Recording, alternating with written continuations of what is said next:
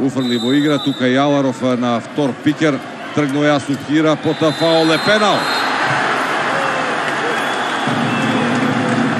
Осми удар од 7 метри и еве сега малку нервоза на теренот. Кулминираше Зоки нервозата од целиот натпревар. Еден неверојатно тежок натпревар. Тежок.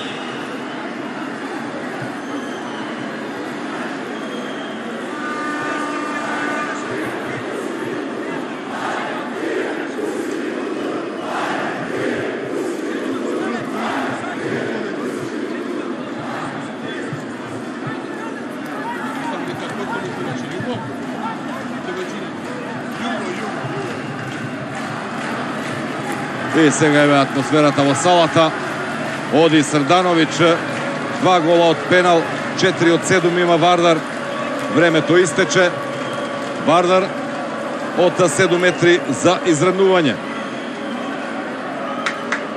И да Вардар во обид да изнуди пенали. Европските правила во куповите се дека се изведуваат веднаш пенали. Пенали, да. Верувам дека истото важи и во купот, иако интересно, во македонскиот ракомет не се прифати онаа пауза на полувремето од 15 минути, кај да се уште 10 минути, но тоа е до секоја федерација.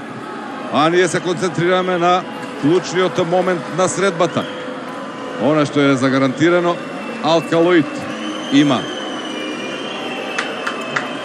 условно за сега победа, а младиот галец во ситуација да го однесе Алкалоид во финале против Срдановиќ. До сега не успеа да му одрани пенал. Ајде да видиме сега Срдановиќ и Галевски брани. Еве неговата 8-ма интервенција.